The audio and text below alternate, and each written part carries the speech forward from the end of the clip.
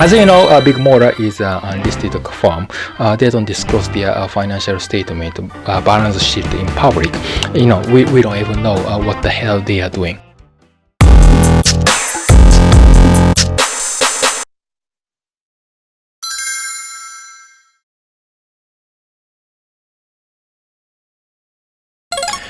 So, I talk about how the inner whistleblowing went viral. Who the hell reported illegal or unethical behavior? Well, I should say, who was the most honest whistleblower? Who the hell was the deep throat? This is a important part of today's video, folks, because it plays a critical role in protecting the public from unsafe practice, working environment, fraud, abuse, and other unlawful conduct. Whistleblowing works if it works. It sounds quite you are doing the right things, but simply it's not too easy to blow the whistle on your company when you find out those corruptions, even by coincidence, because you don't want to get in trouble with any kind of compliance issue. Yeah, you don't want to get involved with organization, media, or even higher authorities. Most of you guys stay away from them. It perfectly makes sense to me. Neither do I. You need to have a complete confidence, evidence against the misconduct or something you think is unfair. And more importantly, you need to hold a resentment or have a strong grudge against a big organization when you sue your company. Because your dishonest company is gonna hush up a scandal at any cost after you sue. Okay? So they are very, very cunning, making tricky excuses like, oh no, that's not true. The scandal has nothing to do with us. Yeah, that's totally disappointing and something like that. Yeah, well, actually, in 2021, the Japanese weekly magazine called Friday posted the news about the inner whistleblowing about the Big Motor. But the Big Motor hushed up a scandal within the organization not to make mass media have extra interest in public. Yeah, they might have paid a large amount of hush money not to reveal the information that may be detrimental to the company. Well, detrimental information here is, so to speak, something bad that they want to hide. Yeah, something they don't want to make it transparent in society. You know what I mean? So basically, Friday already posted a big scandal in news saying that the employee disclosed investigation report in public that revealed they claimed at least 1,200 cases of improper repairs. They intentionally used the screwdrivers and sandpapers to scratch car bodies and damage the customer's vehicle with golf ball, and eventually overstated quota in repair fees and claimed it to the car insurance company like Allstate. If you are from America, So that's such an incredible incident, right? Yeah, what a bummer. Not only that, but also there was another scandals coming out in public. What's wrong with Big Motor? Again, intentionally they sprayed herbicide, that's also called weed killer, and killed street trees planted by the local government and right in front of Big Motor building, as this displayed up right here.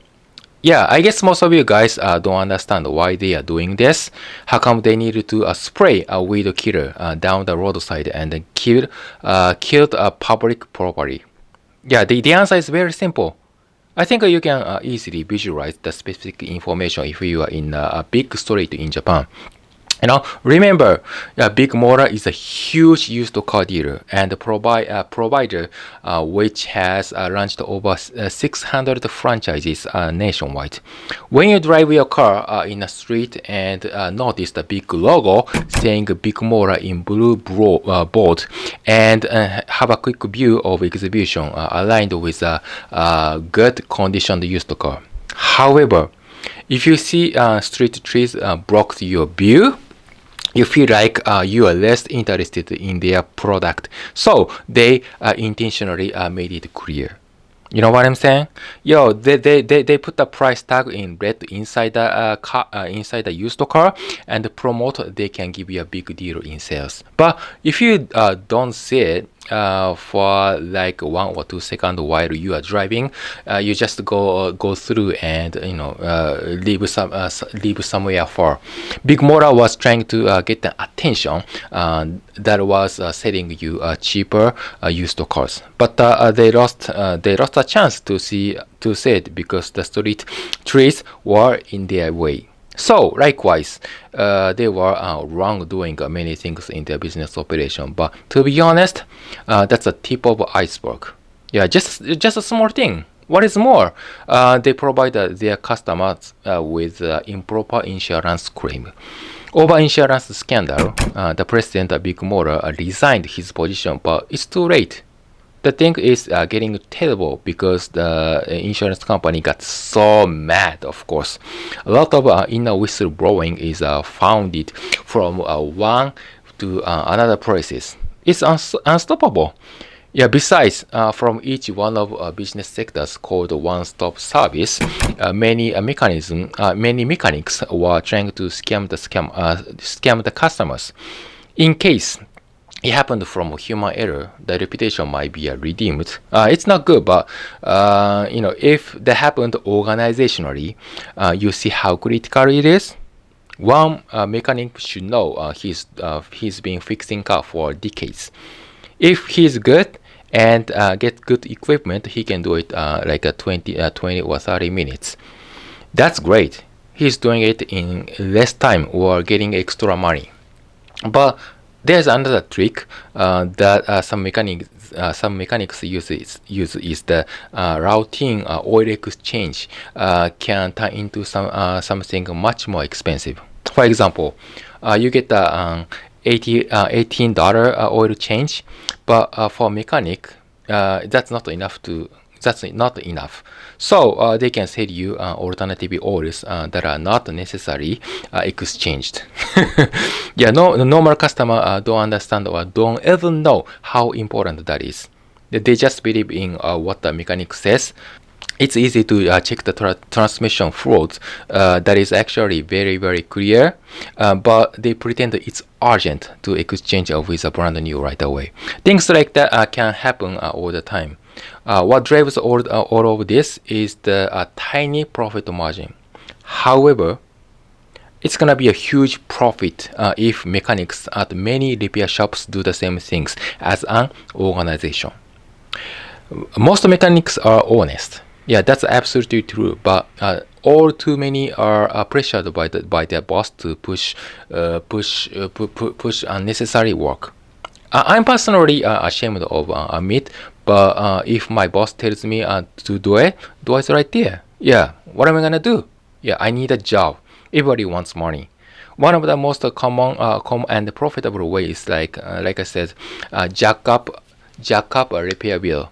When engine light blinks while you are driving, you are afraid like, oh my gosh, something wrong with it. Yeah, you go to the repair center right away at Big Motor, and really it could be anything that is happening in here. That's how Big Motor employees created emergency, and increase the profit in sales. They rip off easy money from idiots. That's what I mean. Here, I want you to get a little bit more deeper into this business model. Okay, so you think it's dishonest that they take easy money from loyal customers rather than pursuing for the quality of service. Making profit margin is the highest priority for Big Motor. Well, in business world, of course, maximizing profit could be the priority for them. But in order to grow up their business in the long run, customer satisfaction is gonna be more important. You know it. Then, how come they have to pursue for easy money? I mean, how come they needed to make profit in short term so badly?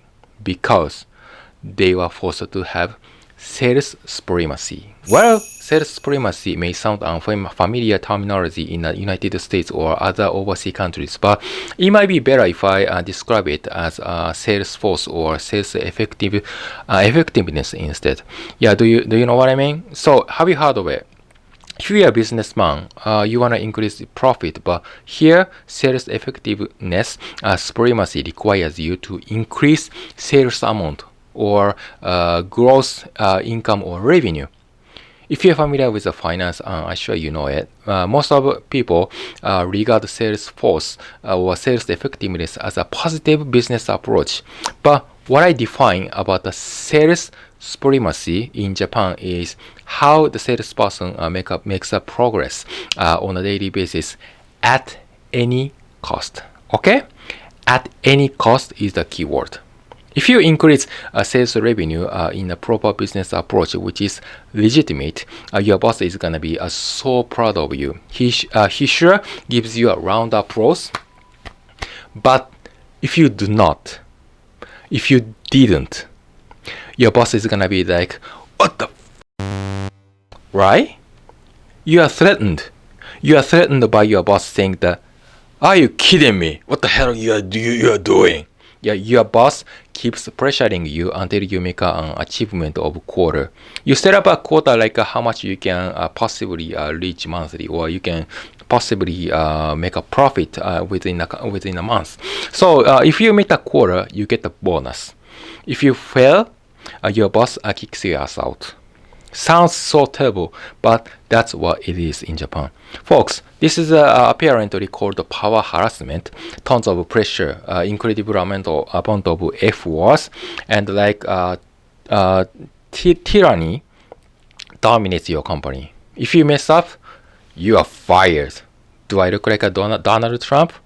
No, I don't think so. Well, seriously, if you are an employee at the big motor and you didn't meet the company's expectation, then you open up the group line and share the messaging saying that death, death, death, death, death, death, death, death. Oh man, that's so stressful, isn't it?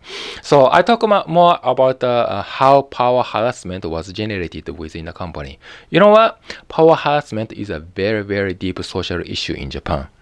You can just quit a job if you really hate the shit, but in Japan, people tend to be very persistent in their job role and tend to be responsible for their duty. Yeah, even if they get demoted, they feel guilty. Yeah, they don't think it's unfair. Yeah, they are very, very, they are very, very nice person as a sales representatives. So it may be crazy and insane and strange for you guys, but Japan is Japan is a country where respect emperor and where commit suicide for the sake of Shinto belief. There are a tribe who sacrifice themselves for the Japan flag. That's why power harassment never ends. That's my personal opinion. But well, I am Japanese. I really dislike the idea, but some people do. I call those people shachiku. Yeah, I talk more about that for the next part. Okay. Thanks for watching.